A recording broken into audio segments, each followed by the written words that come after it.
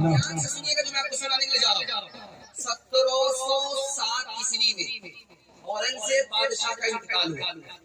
कितना बड़ा ये मुल्क हिंदुस्तान था, 15 लाख मुरब्बा मील जमीन हिंदुस्तान को हासिल थी। कन्याकुमारी से लेकर के काबुल तक हिंदुस्तान था। इतना बड़ा हिंदुस्तान किस बादशाह ने दिया? औरंगजेब बादशाह ने दिया।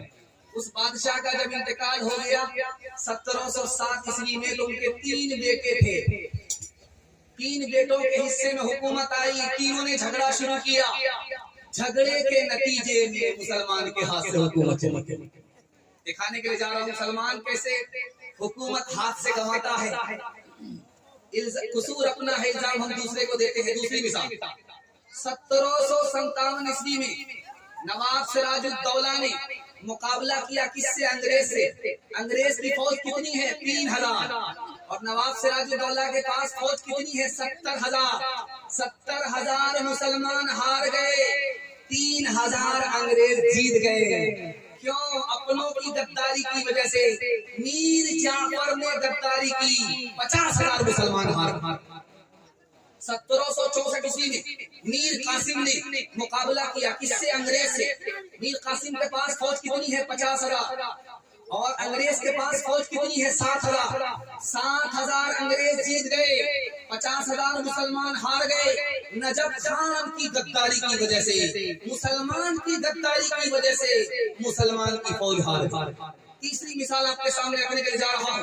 टीपू सुल्तान इस हिंदुस्तान के टाइगर थे।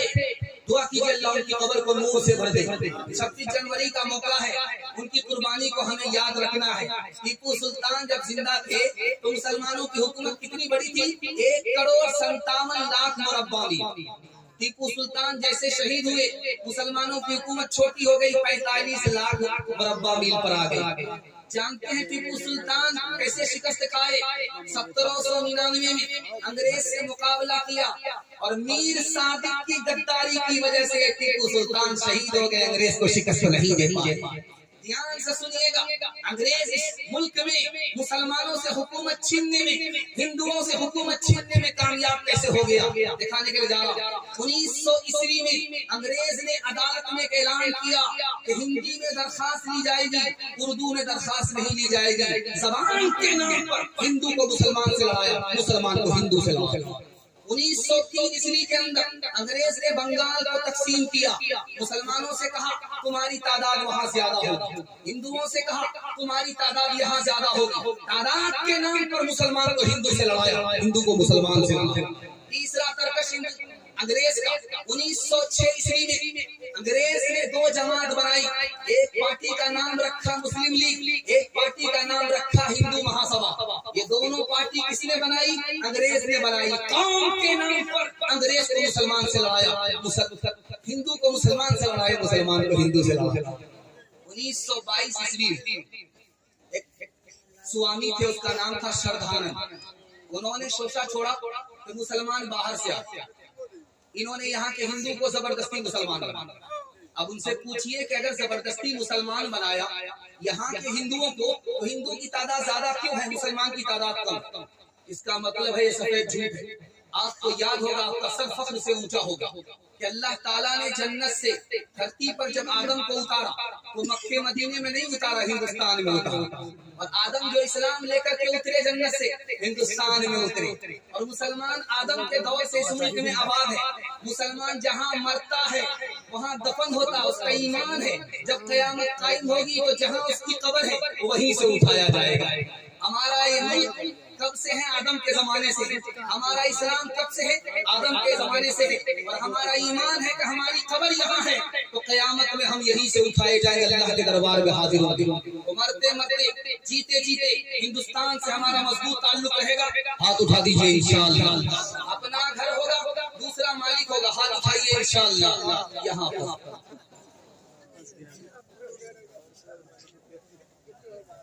खंडर ही सही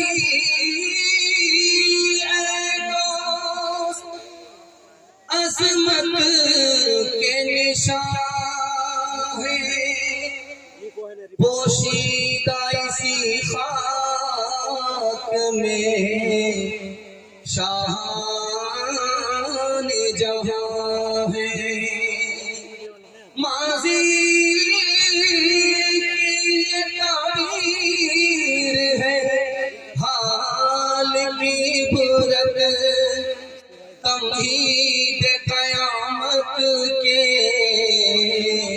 یہ رخشن کا نشان ہے۔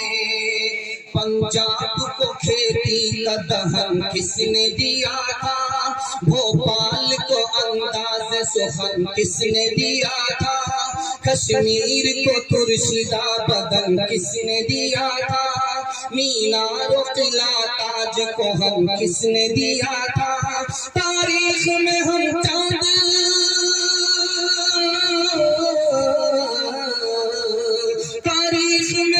چاند ستارے ہی ملیں گے، پتوں پہ سبھی نام ہمارے ہی ملیں گے، پتوں پہ سبھی نام ہمارے ہی ملیں گے۔